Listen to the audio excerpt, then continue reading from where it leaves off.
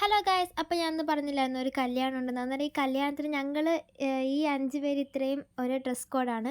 അങ്ങനെ ഞങ്ങൾക്ക് 3 പേർക്ക് മാത്രം ഭാഗ്യത്തിന് സെയിം കളറും ഡ്രസ്സും മോഡലെല്ലാം കിട്ടി. ബാക്കി എല്ലാവർക്കും കിട്ടിയില്ല.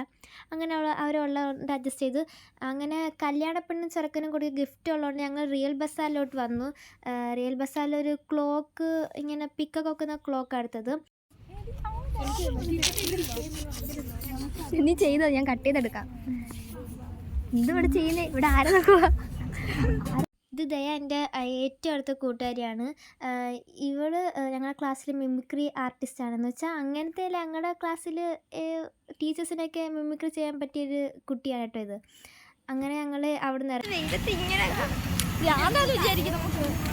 സത്യം ചുട്ടുപൊള്ളുന്ന വെയിലത്ത് ഇങ്ങനെ നടന്ന് പോയിട്ട് ഈശ്വര ആ റോട്ടിൽ കൂടെ സൈഡിൽ ആൾക്കാർ വിചാരിക്കും പ്രാന്ത്, അത് വെള്ള വസ്ത്രം ഇട്ടിട്ട് പ്രേതങ്ങൾ പോകുന്നത് വിചാരിക്കും. അങ്ങനെ വൈഗ എന്ന് പറഞ്ഞാൽ ഞങ്ങളുടെ കൂട്ടത്തിലൊരു കൊച്ചുണ്ട്. അവളുടെ അച്ഛൻ വന്നു. അവളുടെ അച്ഛൻ പിന്നെ ഞങ്ങൾ അവിടെ കടയിൽ കൊണ്ട് ഇവിടെ ഇതാണ് ഓഡിറ്റോറിയം, ഇവിടെ കൊണ്ടാകും. ചെരുപ്പ് പൊട്ടി എനിക്ക് തോന്നിയതാ. ചെരുപ്പ് പൊട്ടി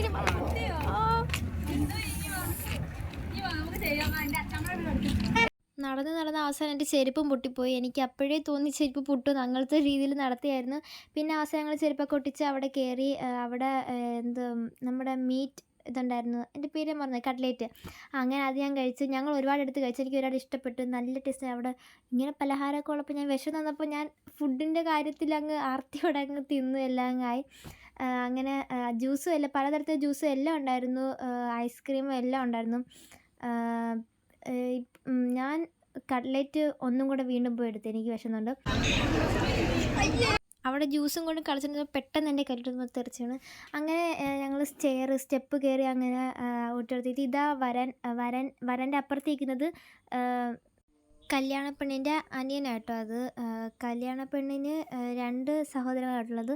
അതാ ഒരെണ്ണം തോന്നിക്കുന്നത്. അതാണ് കല്യാണപ്പെണ്ണ്. അതിൻ്റെ ഇപ്പുറത്തേക്കുന്ന മുന്തിരി കളറിട്ട പെണ്ണില്ലേ, ആ പെണ്ണാണ് അതിൻ്റെ അനിയത്തി. എൻ്റെ കൂട്ടുകാരി കേട്ടോ, അവൾ പാവ. പിന്നെ അവരുടെയൊക്കെയായിട്ടുള്ള ആ ചടങ്ങൊക്കെ നടന്നുകൊണ്ടിരിക്കുമായിരുന്നു. ഇതാട്ടോ ഞാൻ പറഞ്ഞ ആ കൂട്ടുകാരി, ആ ചേച്ചി, പക്ഷേ അനിയത്തി. അങ്ങനെ ഞാൻ ആ ചേച്ചീനെ കണ്ടിട്ട് മണ്ണിലോട്ട് കയറിപ്പോയി കേട്ടോ.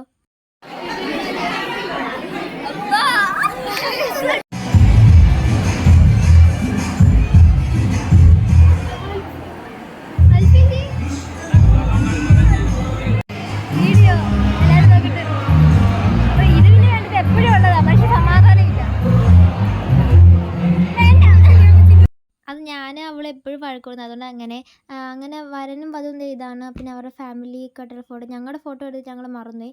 പിന്നെ ഫുഡ് അങ്ങനെ അവസാനം കാത്തിരുന്ന് ഞങ്ങൾക്കൊക്കെ ഫുഡ് കിട്ടി. ഞങ്ങളൊക്കെ ആർത്തിയോടെ കഴിക്കുക. ഇതൊക്കെയാണ് ഞങ്ങളുടെ ഗ്യാങ്. ഇത് പിന്നെ ഈ നേരം എൻ്റെ കൂടെ ഇങ്ങനെ പുറകെ ഉള്ളതാണ്. അത് ഞാൻ അങ്ങനെ പാവാം. അങ്ങനെ പിന്നെ അവസാനം എല്ലാം കഴിഞ്ഞിട്ട് ഞങ്ങൾ ഓട്ടോയിൽ പോയി. ഞങ്ങൾ വൈകിട്ട് അച്ഛൻ്റെ ഓട്ടോയിലല്ല, അല്ലാത്ത ഒരു ഓട്ടോ വിളിച്ചിട്ട് പോയി.